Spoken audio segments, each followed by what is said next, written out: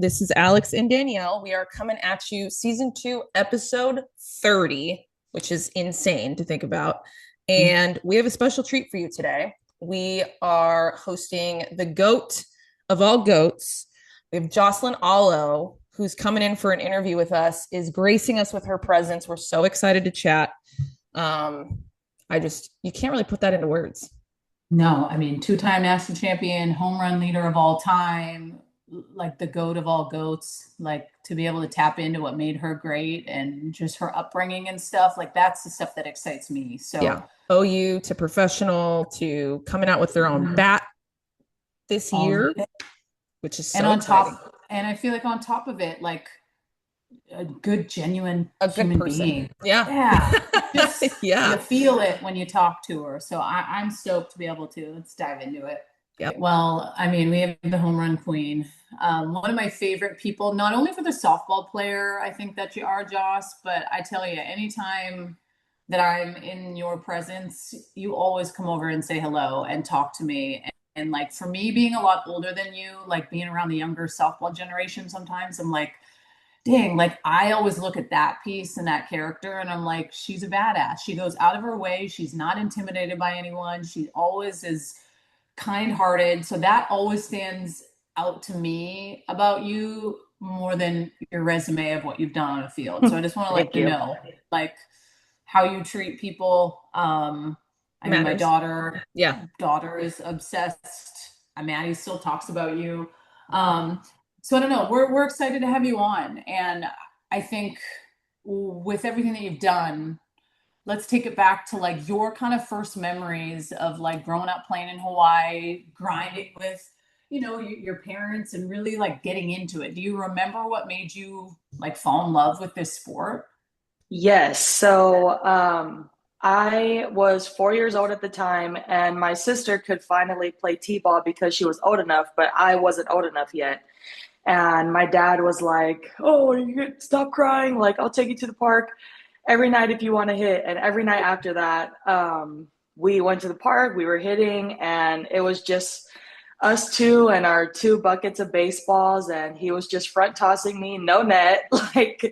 psycho. And my dog was just shagging out in the outfield too, and we would pick it up, do it all over again, pick it up, do it all over again. And that was after a long day of work for him at FedEx too. And the drive home for him was about maybe 45 to 50 minutes. So he kind of saw something in me from that young age. And then I feel like once I could finally play, my hand-eye coordination was so far ahead of everyone that was already starting that year. I was like, man, here we go. And then we moved over to baseball and was playing with the dudes. And I really liked baseball. I feel like it definitely helped me grow into a softball player. I don't really have like the baseball mannerisms, like how a baseball fielder would field the balls and stuff, because all I worried about was making sure I was hitting it off the guys. So, yeah, jumped into baseball. And then right around like 8 years old, that was when I transferred into softball my first year. And just boys, when you get to a certain age, they just get gross. And, like you're starting to become a girly girl. So I wanted to hang out with more of the girls. And I loved every aspect of softball, just the cheering, the sparkly glitter eye black, the sparkly headbands, just everything about it was everything that I loved. And then, yeah, I have not looked back since. So I was doing baseball and softball for a little bit at the same time. And I did one season of 90-foot bases. And I said, man, this run is too far. I'm good. And then, Amen. in high school, we did wrestling. I did wrestling my first 2 years after I won states. I promised my dad I would win states. So I did wrestling before I did t-ball or softball. And then I won states my sophomore year, and then I just knew to focus on softball after that. But yeah, Dang. I love So that it's wrestling. it's such Let's a go. Hawaii thing too. Playing baseball first. Like we totally. do it on the mainland, but like it's definitely Hawaii because like Jessica Watson was the same thing. She played baseball Yes. all the way up. until she switched to softball. Do you think that that has to do with like the availability of like teams for softball there? I wouldn't think it's like availability of teams. I think it's just kind of what the dads know growing Yeah. up too. And then once you kind of discover softball, then you're like, oh, okay, this is kind of the same thing. But no, I didn't think it was more of availability for teams because I do remember there being a lot of softball teams once I was immersed into the softball world. I was like, oh, okay, like it's everywhere. Everyone plays it. Yeah, it definitely feels like the biggest one out there, in my opinion. Like, other than Totally. volleyball, it's like Mm-hmm. volleyball and softball are like the big ones. Like soccer is like, 100%. But you other know than what? football, There's but that's so like a guy much thing. good baseball athletes that come out of Hawaii too. So Hmm. I could totally see like maybe just the mental aspect of playing with the dudes and Yeah. those kids, like a couple kids I played with grew up to there's Joey Cantillo, he's on the Guardians. I played with him. He was a pitcher back in the day with the Giants. And then I just Good had to know. a couple other friends too that I can't even think of, but Joey Cantillo, like he went off to go in the MLB. So they actually are playing today, I think. Yeah, I think so. I think there is Hmm. it playoffs yet? I don't even know what day of the week it is. Yeah, playoff starts today. Well, yeah, like Colton Wong, like that was a big one. And then there's Totally. the two boys from I think Hilo or Maui are on Arkansas Razorbacks, Yes, and they're probably yes, both going to go into the draft. But totally. On the Oregon State guy too. yeah, yep. And Oregon State has a couple. I mean, we know West Coast is usually big for Hawaiians, but like Hmm. Oregon's a big one. Oregon State is a big one, and then like the Bay Area schools is also super heavy. Totally. Yeah, with like Hawaiian, Polynesian. It's just a big pull because it's close, right? Hmm. Closer, not really close. Right. But with that in mind, like what pulled you to Oklahoma as you were going through that process and moving through deciding like, okay, this is where I'm going to take this to the next level. I'm going to do this. What put Oklahoma above everybody else for you? You know, it's funny. My recruiting journey was something different, but I was a part of the era where we were being talked to in like seventh, eighth grade. Yeah. So I actually committed to Cal Berkeley as a freshman in high school, and a lot of that influence was my parents and just my grandparents lived 17 minutes from campus. Yeah.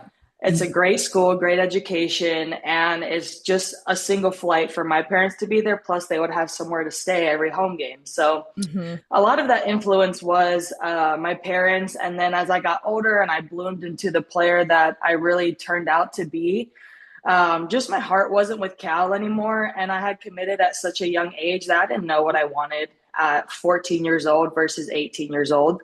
Yeah. So I actually ended up decommitting a couple months before signing, probably like right after that my junior summer, so going into my senior summer when everyone starts signing and stuff. So I decommitted, and man, that was a tough call, but I wouldn't change that decision for the world. Just I wouldn't want to go somewhere if my heart's not 100% in it, and I'm sure vice versa, they wouldn't have wanted me there if I wasn't 100% in it. So I decommitted. I called my travel ball coach, Mike Stith, and I was like, hey, I just decommitted from Cal. I need some help to kind of get my name back out there. And he was like, okay, I'll make a couple calls. First call was Auburn, and it was just kind of a little too far for me.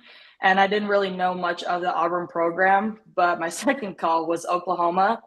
And Coach Gasso was like, okay, we'll get you on a trip out here. And I really, really like you. She's seen a wrestling video of me, actually. And she was like, I need that girl right now. So I took a trip out there, unofficial trip, yeah. And I committed on my 18th birthday. And when I committed on no scholarship because it was so close to signing. Things ended up working out to where I did get a scholarship before I had got to school, but just that drive too, I was like, man, my parents were ready to take out a loan. They were ready to pay for whatever they needed to because they wanted my dream to come true. And my main reason why I chose Oklahoma was to win a national championship. I knew I could get my degree anywhere. I knew I could become a better person anywhere that I went, but I became more of a woman being at Oklahoma, and Yeah, just I tell everyone that main thing I wanted to win a national championship at school. So that was one of my biggest things, and I left with that and so much more. So I'm grateful for this program. I'm grateful for Coach Gasso, and just I love being a Sooner, man. Oh, it's wild. Oh, I let's mean, go. you try and explain to non-softball people like the effect that like the legends like Gasso and like, Mike Candrea have had on Hmm. the sport as a whole. And like, without a doubt that like without the run that Oklahoma's had the last like 6 to 10 years, like that's had a huge effect on the popularity of sports and the kind of more centralized way that they're now able to put out things like AU and AUSL and all of these things. I think it's Totally. really had such a huge effect on that. D, what do you got for her? Well, when you look at kind of your first couple of years, I always like to dive into like if there was struggle, like if there was adversity faced, right? Like it's a big commit for you to leave all your family and your friends. And Oklahoma is a little different than Hawaii. I mean, hate to Totally. say it, it's pretty different. So, like, if you're looking at your first couple of years at OU, like moments of hard that you really remember that either whether it was one of the coaches or someone that helped kind of get you through it, whether it was struggle on the field or whether it was struggle off the field because you were away from your people. Yeah, I would say my freshman year, I was so new to everything that I was like, man, this life is great. Like I'm playing softball, I'm going to school at a big school, I'm getting all the cool gear, I feel swaggy walking to class every day. People know who you are just from the sports world. So I would say the only struggle I had my freshman year really was trying to get myself acclimated into really being better at my time management skills because college is definitely a lot different than high school, especially when you have practice and weights every day added on top of that, and then making sure that your grades are good. But I'm thankful I had really good seniors. One in particular, Kelsey Arnold, that just told me how to manage my time. She got me a planner. She said, write everything that you have and literally just check things off as you go. So that was kind of my routine. And then I would say the only struggle I had off the field was just being homesick. But I've been away for so long and I'm such an independent person too that I was like, I'll be okay. I ended up going home for Thanksgiving break and Christmas break. I Mhm. needed to go home for that Thanksgiving break. Even though it was only a week, I was like, I need to get home. I need to just get in the water. I need to refresh myself. And then I would say my sophomore year was when I really felt the struggle on the field and off the field. Just you do so good as a freshman and no one knows your name. And then you come back that next year and you don't know how to deal with that. And at the time, like people would think you would know how to deal with it, but you're only 19. I was only 19 trying to deal with the nation talking about you and oh is she going to lead the country in home runs again, and is she going to be a Mm. first team all-american again, is she going to do all these things to break this record maybe in her career. So it was a lot of outside noise that I let get into my head, I would say. And then just off the field I was like, man, how can I fix this? I don't know how to fix this. Like this is something I've never had to deal with really, like so it was just new territory for me to charter, and I didn't know how to deal with it. So ended up to where I had a crap fall, and I didn't want to come to practice. Nobody kind of wanted to be around me either. Just it was a really hard time for everyone, even Coach Gasso too. And then coming into season, I thought I had it going, and really the only thing that I can think of was so we had our first weekend at GCU, and I remember everyone talking about like, oh my gosh, she didn't hit a home run this whole opening weekend, like what the heck? And she wasn't facing like that bad of, not great Yeah. competition. And then I was like, okay, like I can always make it up, like whatever. And then we go into Clearwater, and I remember hitting two over there, and I was like, okay, I got the ball rolling, I'm feeling good. Actually, you called my game against Hofstra. Let's go. Yeah. And So I hit two that game and I was like, okay, I got the ball rolling. I'm feeling good. And then it was just so much high and low and high and low and high and low that it was just a lot for me to handle. And got to the point where we were playing we had just started season with Baylor. And I had an okay weekend. And coach was like, hey, pulled me to the side after the series. And she was like, hey, you're not going to travel with us this next series. I just need you to really see if you want to continue to play because you're not having fun. No one wants to be around you. And I can tell that softball is just weighing on you heavy to the point where it's affecting you off the field too. And of course, I fought her on it. Like, I'm just the type of athlete that's like, no, give me more, give me more. Like, I'm going to figure it out. Just give me more. And she was like, no, you're not going to Kansas with us this weekend. So I didn't practice that whole week with the team. I didn't travel with them that weekend. I didn't even watch no softball. And I really was just kind of reflecting on the first couple of days, like, do I like softball? Do I not? And then I realized how much I missed it and just how much I was letting external forces enter me and really taking the fun away from the game for me. So I remember coming back but what I realized within that week was how quickly softball can be taken from you, whether it's you want it to or not. Like, you could have a career-ending injury, you never know. Your coach could just bench you for no reason, for good reason or no reason, but you just never know. So after that, I never took the game for granted again. I never put that much pressure on myself. Even now into my professional career, I'm like, okay, I'm going to just do what I do. And if it doesn't happen today, it might happen tomorrow.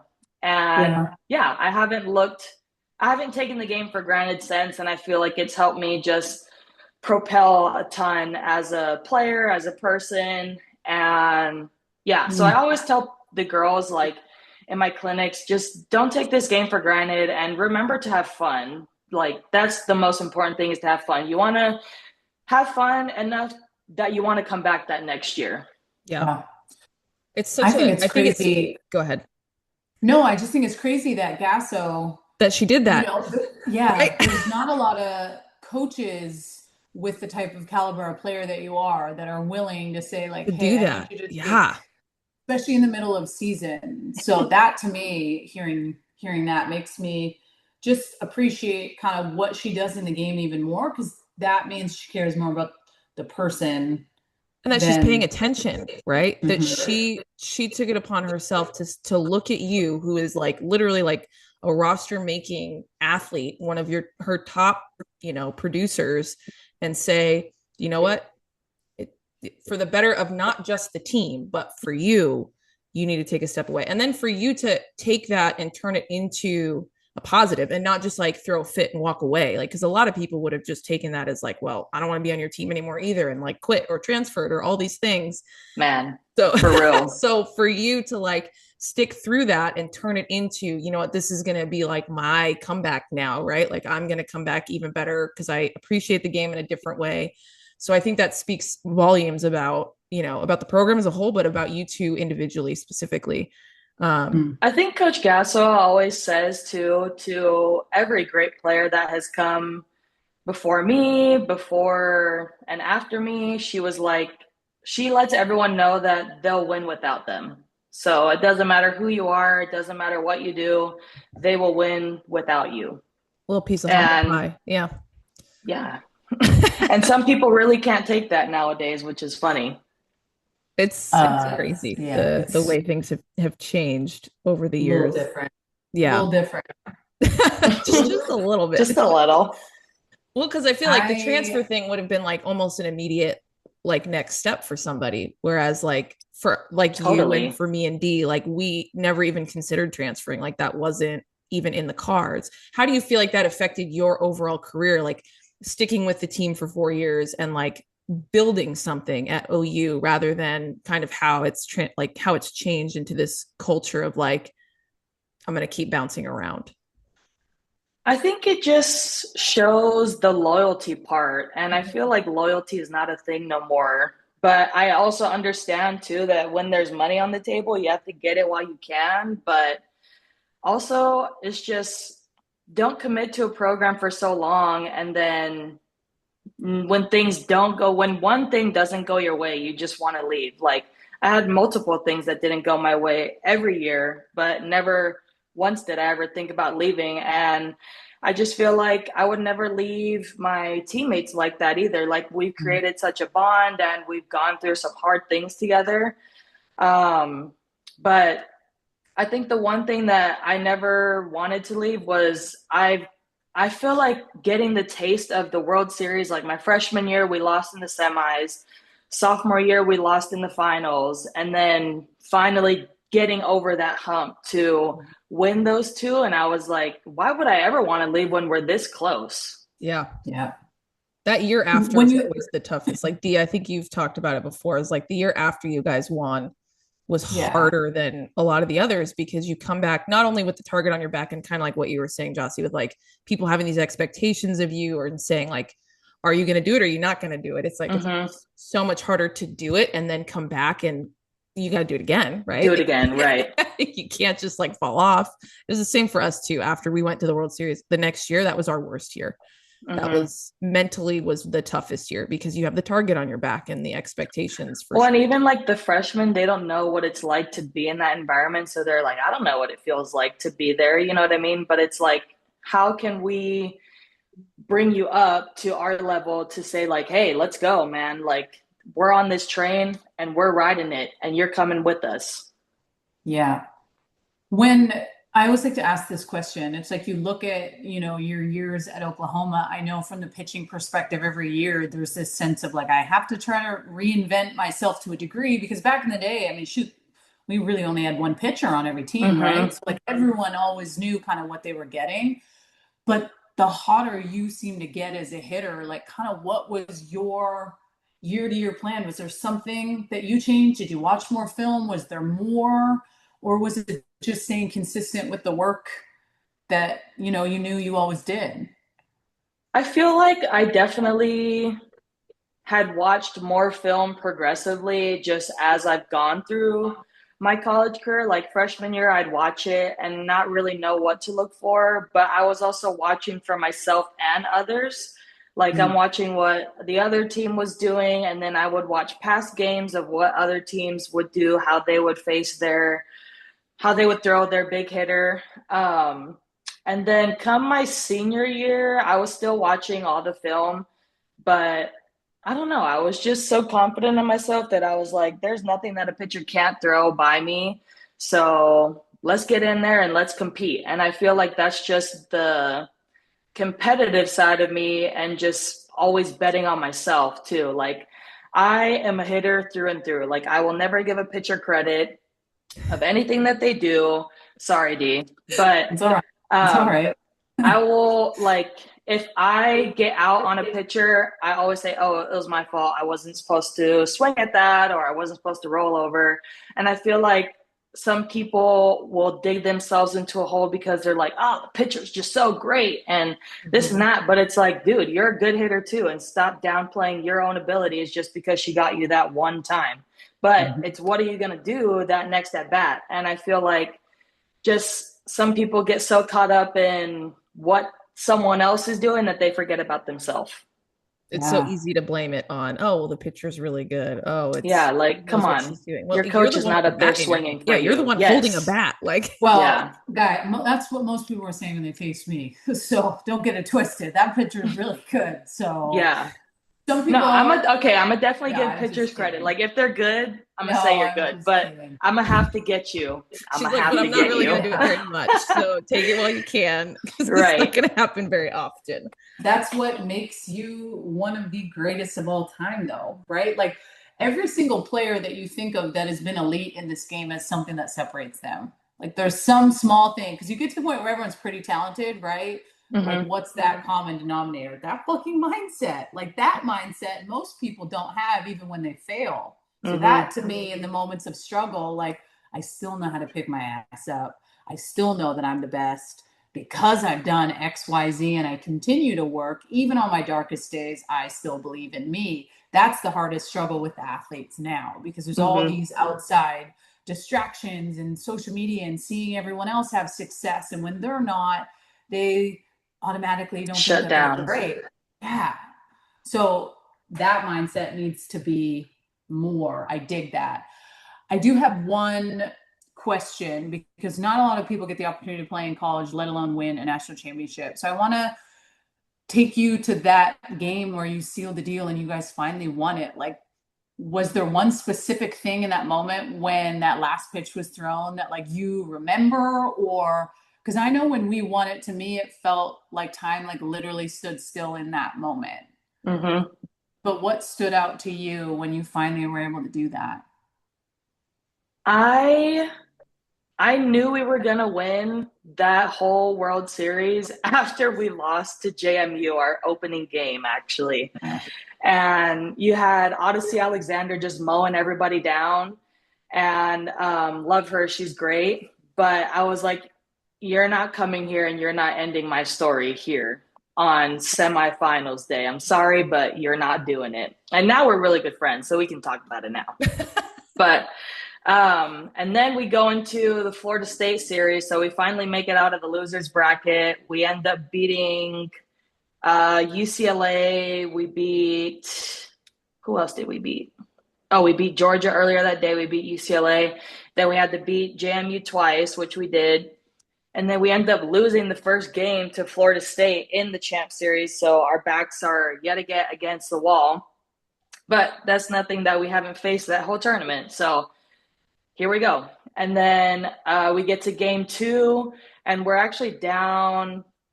I think we were down 2 runs going into or down 2 or 1. I don't remember, but we were down going into the top of the 6th. And then I hit my 2-run home run to put us ahead 1. And then the floodgates just opened from there. And once we sealed that game, I was like, fuck that. We're fucking winning tomorrow. I don't care what we do. I don't care what it is. We're winning tomorrow, girls. So let's put our big girl panties on and let's go. Let's go. Oh. And we got to game 3, and G was pitching. G was just mowing everybody down. G was feeling great. She ended up being our MVP that year for the World Series. Miss that girl. And I knew once she was on and we got the offense rolling, it was game over. So we started we were home team, and I hit a home run in the first inning, and I was like, we sealed the deal. Let's go. We sealed the deal. Let's go. And then they the girls kind of started to fall off a little bit going into like the 5th or 6th inning. And I had to get on everybody like, bruh, this is a good Florida State team. Let's not let up the brakes now. Let's keep going. Let's keep going. And then we ended up scoring a little bit more. I remember actually talking to Jada Coleman too. She was a freshman then. I was like, stop playing with yourself and go show these girls what you can do. You're not just a slapper. You're not just a triple threat. You can also hit it over the fence too. So stop playing with yourself and go play. Go play like Jada Coleman would play. She ended up hitting the home run that game too. And then I remember we get to the bottom of the 7th, and we already have the 2 outs. Mendy just dove into the wall trying to get the last out. I was like, girl, what are you doing? Like, you're about to hurt yourself. We only got 1 more out. Come on. And then the ball was hit up to G, and I remember like, oh man, the sun, because it was like a 3:00 game or 4:00 game or something like that. It was hot in OKC. But G ends up catching the last out, and I just remember sprinting out of the dugout and just basking in the dirt. Oh, it was great. I remember being like mid-pile because I don't really want to be on the bottom. Just too much body weight. All of those girls sweating all day. Like, I'll be mid-pile. I'm good. And it was the best chase of a World Series I could have asked for. But I do remember time just staying still. But I also remember too, I was like, man, we freaking run Norman. Let's go party right now. Let's go. And Right. you're lucky to get the 3 o'clock game. If you had the 6 o'clock start, like Man. everything was practically shut down after we won. So like Yes. Yeah, we like were 9 Yeah, p.m. it all closes. Yeah. we stayed up till like 3, 4 o'clock that night. It was great. let's go. That is Oh, one thing. We have a spring sport, so we're always done. Like when we're done, we're done. Like we don't have to Yeah, go and back to like no one class. else is Like no one else is at the campus. Yeah. yeah, no one's at campus either. So like you can't really celebrate with nobody, but I still feel like we celebrated with all of Norman. So I was like, man, all right, here we go. Do you have some questions from followers that they wanted to ask Jocelyn? I do. I am going to wait 1 second because what I want to ask is like you being a pro in the game and that transition, right? Like it's a little bit different. I mean, I found it a whole hell of a lot different. Like going from college where you're kind of being told what to do, you're being held accountable on a different level, to then when you go and you're a pro, you got to know It's your all on shit. You you. have to Yeah. know what you need. Your workouts are different. You're not expected to have to do what the team's doing. So I'm just curious to know kind of what your transition was like going from the college game into the pro game. Yeah, I think the hardest thing going from college to professional was just how quick the turnaround was. I Mm. remember winning our last game, winning the Natty that night, and then literally within those next 5 days, I was negotiating contracts, I was picking where I wanted to play, I was packing up my house, and then I was gone to go and play. So I feel like just how quick the transition was really hard. And I was just like, man, everyone else been kind of chilling since they didn't make postseason. Like I just finished too. So just how quick the transition was, I feel like we could do a little bit better of a job in giving those athletes time to refresh because you want them to be at their best, but they just got done playing 70 plus games, you know? So they've been on go since January and you expect them to compete at the highest level against women now, which is a completely different ball game. And I remember getting humbled my rookie year too. Just the notoriety was hard and having to deal with just everybody pulling you in different directions. And I was flying to Canada to go compete for Team USA. And then I had ESPYs here. I had Honda World Cup here. I had something else here. I had a PGF game I had to be at. So all of that while still balancing to play was super hard. And I did not have a social life either. So it was literally just softball for about 10 months there. And I feel like once I just got the time to chill, I was like, nobody talk to me, nobody email me, nobody call me. I'm not available. Just know I'm not available. I'm out of office. Yeah. Yes. But actually playing, man, it was tough. Just getting used to the strike zone, getting used to women knowing what they're going to throw you, and it's different every at bat. And then my first game second game we were facing Monica Abbott, and I was like, great, here we go, 75 right at my chin. Here we go, just throwing cheddar. But yeah, I just feel like that transition was super hard. And then just to be completely honest, going into my rookie year, it's not all sunshine and rainbows. When you think of the professional game, when you think of professional, you think of like MLB, you think of NFL and how like great their lives are, but it's different stepping into a professional game that has not really been developed yet. So just my expectations were really high, and then I got there and I was like, okay, like a little different, but here we go. And I just remember staying at an extended stay for that whole summer and living there, and it was tough having to live there too. Just the conditions we were dealt with, and extended stays are basically like where truckers stay. So it was just random people in and out, and it was just not the best. It wasn't like the summer. glitz and glam that. Not at all. Yeah. Not at all. Yeah. You know, And then also playing the Pride that summer, we only played the Pride pretty much every day. So I felt like it was just a struggle to play the same team over and over again all summer long. And you're like, I can't figure this out, man. And I'm tired. I'm this, I'm that. And it was just, it was a lot of adversity to have to deal with. So, yeah, I'm thankful for that rookie year, though. Like, not many people have to go through things like that. So, yeah, I feel like it just made me better for sure. I remember when we'd play pro, the amount of times that people would say to us, like, wow, these women are really playing for the love of the game. Like, Yes. and it would irritate me to my core because what I would always say, like, listen, my brother was a professional athlete, first round, MLB guy, made it to the show, like, and we put in the same amount of work.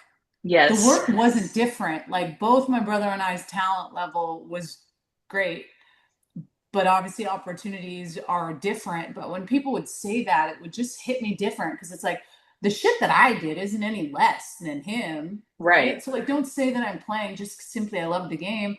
My ass deserves to get some money and not have to stay in, like, Grinderville. I don't want to stay in these shit hotels. Like, right. But I think I continue to stay, not just for the love of the game, but because I wanted something bigger for other people. I did. And I didn't play professionally for that long. I think I played 4 seasons, but I have 2 little girls now, and if Maddie and Audrey choose to play in college, if that's an opportunity for them, and then they want to play the professional stuff after, I hope that, it just continues to keep getting bigger to give them opportunities. I think it's a crime to go tell a 22-year-old, go find your job for the rest of your life. Like, shit, Right. go play pro softball for 5-6 years, or go play in Japan. I love those opportunities for them. But there was this part of me in my gut that was like, man, I really hope that it gets better for the future of our sport, because we are at the bottom. Back in 2010, we were at the bottom. Yeah. And I just don't think it's fair. I don't think it's fair. You got to stay in shit hotels like that and do all that. I don't love that. I just wonder how it's going to transpire, especially with this next year. Just now you got NIL in the picture. And do you think girls are going to want to settle for less than what they made in college? Hell no. I mean, you see it with the basketball girls, right? Like WNBA, a lot of them are staying that additional year, like then going and playing overseas or going and playing in AU because of that. I mean, I would. You want to pay me that amount of money? Like, you're looking at what Nija's doing, and I know we got a lot of shit about talking about it at the World Series with her contract and stuff, but like, she also opened the door. That's a big thing. Yeah. It's a big deal for us. It's part of the picture. Like, you can't talk about some of it and not all of it. Like, that's a huge piece of her career. Like, totally. And for our sport in general. Yeah, it's huge. Yeah. But yeah, if you want to pay me $1 million, I'm loyal as ever. So I'll play wherever you want me to play. Where I was. Right. But when you are 19, 20 and someone says that they want to pay you that much money, that's life-changing money that she may never get the opportunity again to be able to make in a year. So I get it. Doesn't mean I love NIL. I think about someone like you. Like, you left, and then all of a sudden those opportunities started to come. I'm like, shit, Jocelyn could easily would have paid you $1 million to hit on my team. I actually had 1 year of NIL, so it was that last year. But I feel like a lot of the sponsors weren't there yet. They were, but they weren't willing to invest in women's just yet. And I remember, I feel like the best thing I got out of NIL was my car that I have now. And they gave me the car, but I just remember having to like plead my case. I was like, listen, I'm a 3-time first-team All-American. I'm about to break this damn home run record. I'm a national champion. I'm this, I'm that. Like, I just won Player of the Year. I'm about to win Player of the Year again. Like, what more would you want out of an athlete? Unless you want a third-string player, football player. Like, go ahead and take him. But I'm the real deal. Yeah. I'm the real deal. So Yes. Mic I just drop. remember having to plead my case for a lot of these people. And I'm thankful that Fowler Automotive had seen my value and really valued that. And now I see them doing NIL deals with a bunch of the softball girls, a bunch of the tennis girls, gymnasts, and other male sports as well. But I remember Yeah. going into that meeting and I was like, this has to be the bare minimum now. Like, if you want to be different than everyone else, you have got to invest in the women's sports, however that looks to you. Yeah. And yeah, just to see them transpire now, like, I'm very, very grateful for them. So I ended up getting the car of my dreams that I wanted. I wanted a Toyota 4Runner ever since I was little. And when I left school, they sold it to me for a good price. They said you could either lease it and you could come back and get a new one, but I was in Cali at the time. So they sold it to me for a really good price. And I was like, shoot, this is great. Like, I drove it off the lot with no miles on it. Let's go. Yeah. Score. So that was kind of my NIL, but I just remember like having to plead my case for a lot of these things. And I was like, come on. Stupid. Yeah, stupid. It's getting better though, as you know. That's what I do think they have to put a cap on it, because I think you're going to see some schools that 100%. aren't going to be able to hang. And that Yeah. for the athletes that can't all play Power Four. Yes. I don't want to like the mid majors. Yeah, like you don't want to take away the dream of these women getting the ability to compete at the next level simply because of like an NIL deal. A lot of them would play for the love of the game, you know, because they've been doing it their whole life. So I hope that they do come to a, you know, or some kind of terms, that. like some kind of like, okay, if I sign this NIL, I'm guaranteeing I'm here for 2 years. Like, there's got to be some type of loyalty that's tied into that, or, you know, you just get to hop around, and it's just getting a little crazy. It's crazy that like people are looking to get the most money where they go, but it's like, man, I got a free education and then some, you know, like, and that was enough for me. You know what's crazy? My 2008 Olympic year, I had to take that whole year off with Canada. And Team Canada, we had to pay for some of our stuff for travel. So like when we played in Vegas before that Olympic year, we had to pay for our airfare, pay for our Airbnb. So you could sign and apply for grants. And I applied for a grant through Team Canada, was given $5,000 Canadian, which is not that much American. And so I got this grant. I was able to pay for things, a whole year off, no school, 2008 year, roll to the 2008 fall into 2009 year. I had to pay the NCAA back the whole $5,000 or I could not play. And I just remember in that moment being like, this doesn't seem fair. I don't have this money. Seems a little off here, guys. Little like off. I just competed for my country and you're making me pay that back. Like could not practice with the team, could not do anything. That's or the else NCAA it was a violation. Yeah. That's crazy. And now I just got $1 million. $5,000. Unbelievable. Okay. You're not bitter at all. No, it's okay. I have a couple questions that stood out that I want to ask you from some people that sent to me. One person has said, looking back, advice perspective you'd give your 10, 11-year-old self and players today. Advice I would give my 10-year-old self is to let's see. Is that the age of like the girls you're doing your clinics with? Yeah. I feel like when I was a kid then, it was different from now. Like I never had to worry about me or my parents harping on me to go outside and hit. Like I was always hitting by myself. So I always encourage the girls to not have your parents push you to do it. Like if you really want to do this, it's got to be from within yourself, you know, and your parents are always going to be there if you're out there by yourself doing it, you know. But I think the biggest thing is to not take the game so seriously, especially at that young age. Like you're not going to get a college offer because you throw 55 miles per hour. I want you to focus on your foundation of being able to hit a ball off the tee consistently, being able to hit someone in the chest consistently, being able to throw a ball consistently, being able to catch consistently the right way, being able to field 10 out of 10 balls. I feel like in the younger generation, they're losing that foundation piece of the game. And then they just jump right into travel ball without knowing how to hit anybody in the chest. They can't hit a ball off the tee. Some of them don't even know how to hold the bat correctly. Yeah. So I would say to build on your foundation piece before you jump into something super competitive. But you see that a lot here in Texas too now, huh? Man, yes. We were just talking about this last week about how all these people are elite now. So there is no like little league, there's no rec anymore. So that foundation piece has just completely. Yeah, it's just travel ball now. Yep, exactly. It's wild.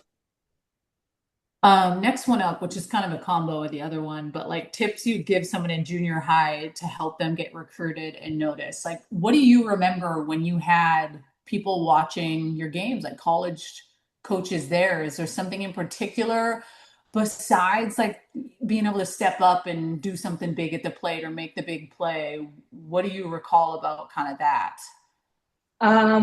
I recall, and what advice I would give is coaches are watching you off the field too. They're watching how you talk to your parents. They're watching how you interact with your teammates. They're watching how you walk to the car after a loss. They're watching your body language after you strike out. So I guess just really learn how to deal with failure because, again, this game, you're going to fail more times than you succeed. And I feel like some people still don't understand that. Like, you're not going to go 10 for 10 all the time. And just learn how to deal with failure and really just check yourself before you do anything. Like, hey, would this be a good thing to talk about at the field? Like, I always tell the girls too at my clinics, I'm like, you never know who you're talking to. So some conversations don't need to be had at the softball field. Like, Yeah. if you're standing in line at the concession stand, you definitely don't need to be talking about what boys were Snapchatting you, whatever was Snapchatting you. You should be focused on your next game that's playing because you never know. The Texas coach could be standing behind you.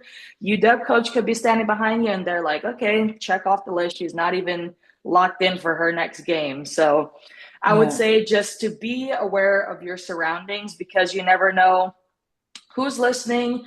You never know who knows who too. And I always say to just be respectful to everyone that you come across because again, you don't know who it is that they're talking to. I've even had some girls in my clinics try to like say, oh, but my coach does it this way. And I'm like, hey, if your coach knows best, then by all means, then I mean, why are you here? If you don't want to take my advice, like, why are you here? Yeah. So I would say just be respectful of everyone you come around, be aware of your surroundings and check yourself really before you wreck yourself. Yeah. Yeah. Not just verbally, like social media too, right? Like that's such a big component of it now. It's like people are like TikTok and Instagram and all these things, and they don't take that second to think, should I really be saying this? Or how can this be perceived in so many different ways? And I do believe there is value in like, if it's how you feel, you should be able to voice that.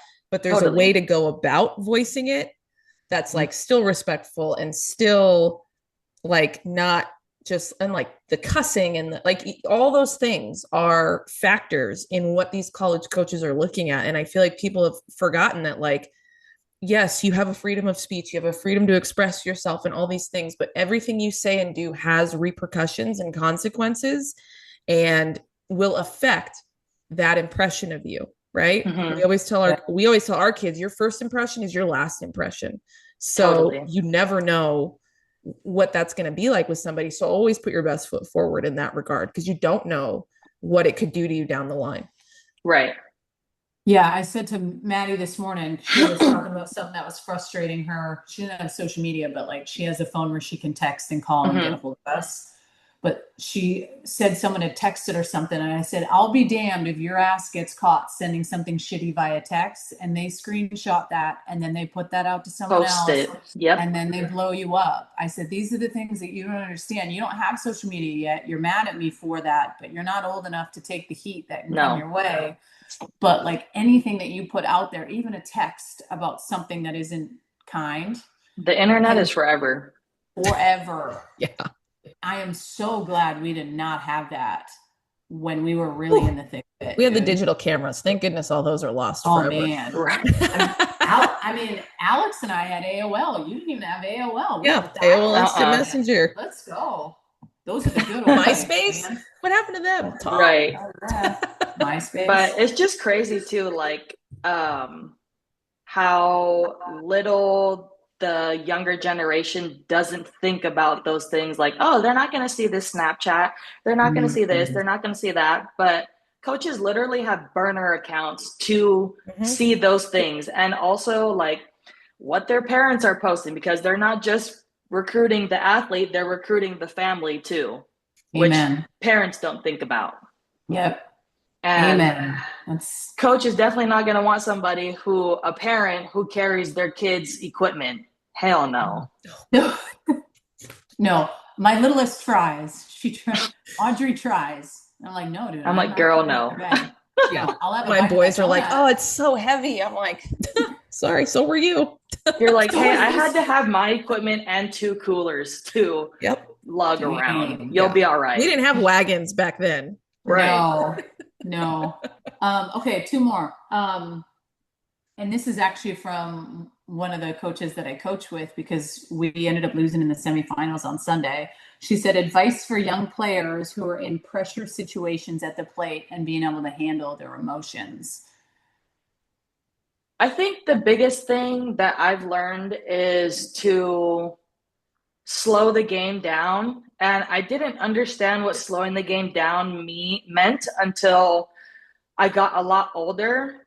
But I always chose myself in that situation, that whether I was going to be okay with myself if I struck out with the bases loaded 2 outs, or if I hit a grand slam with the bases loaded 2 outs. So, and again, people just have to understand that you're not going to win every time in every situation. You're going to have to fail sometimes, but with failure, I bet you can't wait to be back in that situation, to come back out on the other side. So just know that if you fail in that situation, which you'll definitely feel sad about it, you'll definitely feel the pressure in that situation, that next time it comes around, you're going to know how to handle that situation, that pressure, and hopefully you come out on top. And even if you don't, it's going to come back again, and you're going to win eventually, you know? So I always kept that in the back of my head, that I was okay with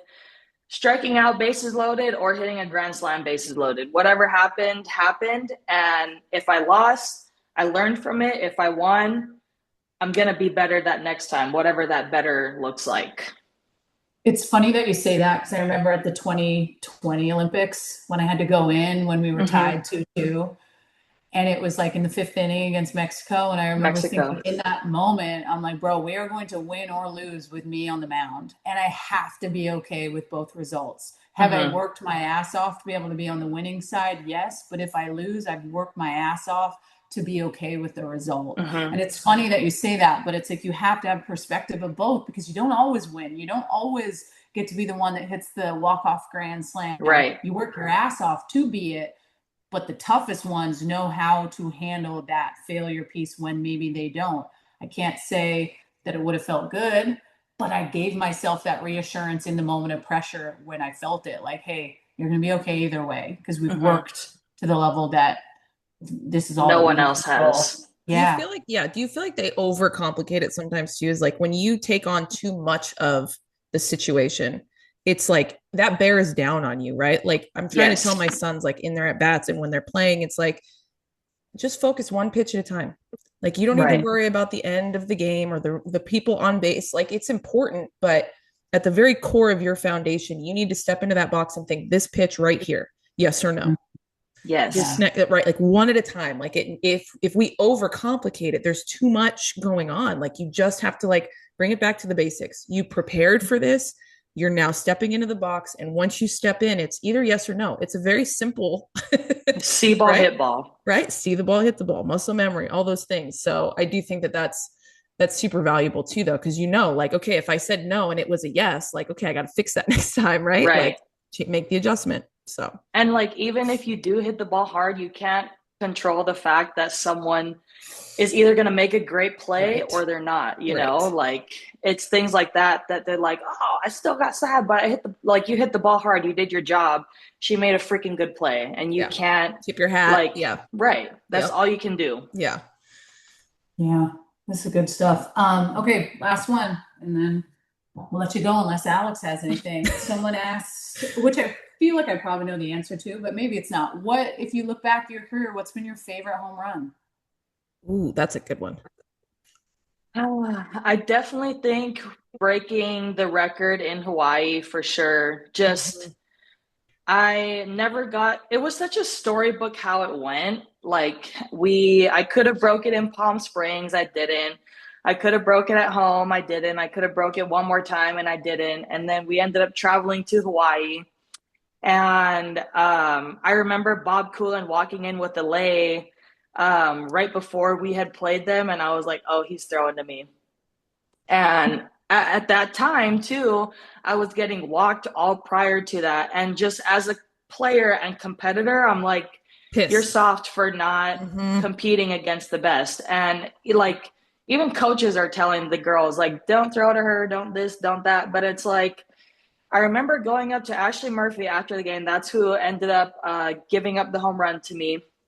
But I was like, I just want to thank you for being a competitor in that situation, because there was so much other girls that were scared and teams that were scared to give up the home run.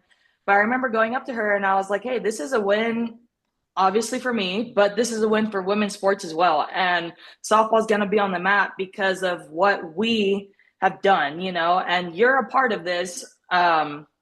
Like you're just a part of it, you know what I mean? And I just want to thank her for being a competitor in that aspect. And I was like, this is a win for women's sports in general. And I just want to thank you for being a part of history. You're a part of history, man.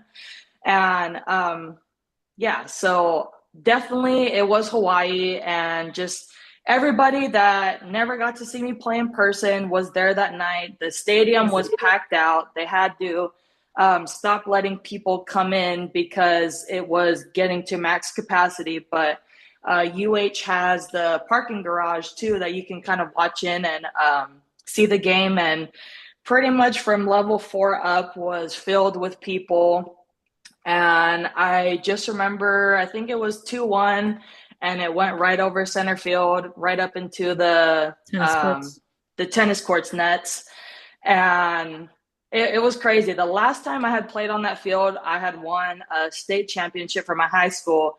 And I had always gone to University of Hawaii camps too, but I never hit it out when I was younger. So it was just full circle moment. And I thanked Coach Bob Coolin too for him being a competitor and wanting to go after the best, because that's what you want your players to do. You want them to go after the best. You want to see how you compete against the best. And just game recognized game. And a bunch of the UH girls were girls that I had played against my whole high school career. And it was just super cool just to see them all again. And they all gave me high fives after and hugs. So it was a really sweet moment. It was really sweet. Did you get the ball? I don't think so. No. My dad might have it. My dad might have it. Okay. I feel like I your didn't dad. know. I feel like your dad got it. Yeah, I'm not sure. I should ask him. He's got a couple, Yeah. I'm sure. Oh yeah, he's got way too much.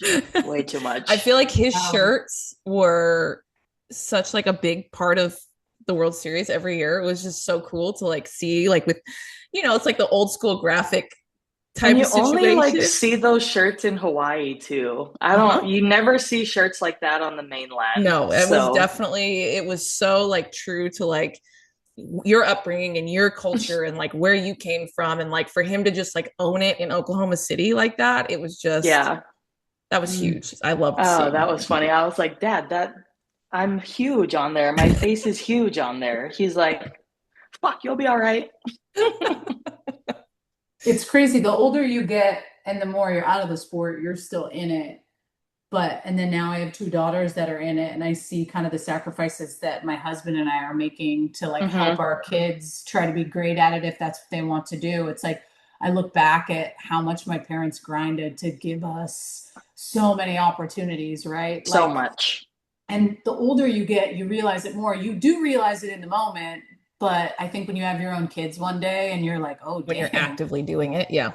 I Mm-hmm. wasn't home this whole weekend. We played softball We've all been on weekend. go. Like, wow, like they gave up a good chunk of their life in order for us to thrive and hopefully reach our potential. So, thinking about your family and just how much they dedicated, it's cool. Like your dad was always one of the first people in Oklahoma City to make sure he came up and said hello to me too and wanted to talk to me, right? It's like He'd be talking to those everybody. he's it's awesome though, and so proud, like thinking about the World Series. And if I go back and watch a video with Maddie, like seeing my dad in the stands and how nervous he was. I don't get that nervous now with Maddie and Audrey because I get to help kind of coach. So I feel like, Right. it's a sport of failure. They're either going to fail or do well in this moment, and we're going to learn because they're 8 and 11. Right. When you're in college and you have 4 to 5 years to maximize that, you want it so bad for them because you don't know if they'll get the opportunity to go back and do it because it's so Right. hard. But I can't imagine that home run year for you with your mom and dad and like every swing the weight of the world probably on your pops. Like, dude, he wanted it so bad. And to do it at Yeah. home, man, like that really Oh, is like that's storybook. Like you can't make that shit up. No, for real. But I do, Danielle, you said being grateful for the sacrifices that your parents make. I always tell the girls to be grateful for the sacrifices that your family makes because you never know. I never knew how much bats were back in the day. I never knew how much gloves were back in the day, or this new helmet, these bucket of balls. yeah. And that's a couple paychecks my family had to sacrifice. And then on top of that, going and the mileage on our cars, the mileage to fly Flights. everywhere. Yeah. So just be grateful for what you have when you have it because your parents are working extra time, overtime to make sure that you have the best equipment possible for you to be able to succeed. And I feel like sometimes kids kind of just get lost in the sauce of, oh, I just got this new bat. Check it out. Like, oh, but I have this other bat that I haven't really used yet. And I have like 4 or 5 bats that are still kind of being, that can still be used. But that's like, man, that's $4,000 right there, like Easily. so I always tell the girls just to be grateful because you never know what sacrifices your parents are making behind closed doors and then to come to these extra camps, pay for these lessons. Just your parents do a lot for you to be successful. And the least you can do is just give them a hug, say thank you. Like that's all. Give them a hug, say thank you. Coming from three women who would not have gone to college without softball. No. Who could not, none of us, all 3 of us came from that same situation. It was softball or bust, right? It brings so much more weight to all of those things that they sacrificed. Was because of that, we were able to chase our dreams, but we were also able to get our education. We were also able to, put ourselves in a position to be successful professionally. So yeah, coming from the pros, not pros, players, pros, life pros. Yeah. Lastly, Joss, you have a bat coming out soon. Yes. So it comes out in December, I'm pretty sure. I thought it was going to come out this month, but I'm actually doing a photo shoot tomorrow for it. So stay tuned. I think the girlies are really going to like this bat. Fun. It's very, very cute. Yeah. Ooh, I'm excited. I love it. I can't wait to see it. Yes. Well, thanks so much for hanging out with us, Joss. It was so good talking to you. Absolutely. I love that we're so talking close chalk. now. I know. Yes. She's gonna come hang out with the kids, Auntie Jossie. I feel like what you says has holds so much weight, you know, like to be able to hear players that have been able to reach the levels that you've reached. It's like, I kind of want to know the answers to your tests. Like, tell me these different things, and to give people, because I feel like nowadays parents are so quick that you don't know what you don't know. So not everyone's got to play at the highest level. So it's like, oh shit, I got to do this, or I see someone did this, or they bought this for their kid. It's like, at the end of the day, the work is the work. You gotta fucking put in the work, and you have to have the mindset, and you have to be able to like have that piece to the pie. Just because you buy that or you get that lesson or you do this doesn't mean that you get that. Exactly. So when you hear people that have like been grinding on a T since 4, that have put in the work, that have the mindset that you do, like, that's the good shit. That's the stuff that like gets me excited about the sport, not the fancy bats or the college, you know, exposure tournaments and all those. Like, build your foundation. Or the rankings, man. Rankings for a player. Like, come on. I'm out. I don't even want to be ranked. Don't even rank me. I'm all y'all I asses prefer wrong. it that way. Yep. Get exactly. You'll see what I'm gonna do. Yeah. We'll let you go. We really appreciate you. Yes, thank you for having me.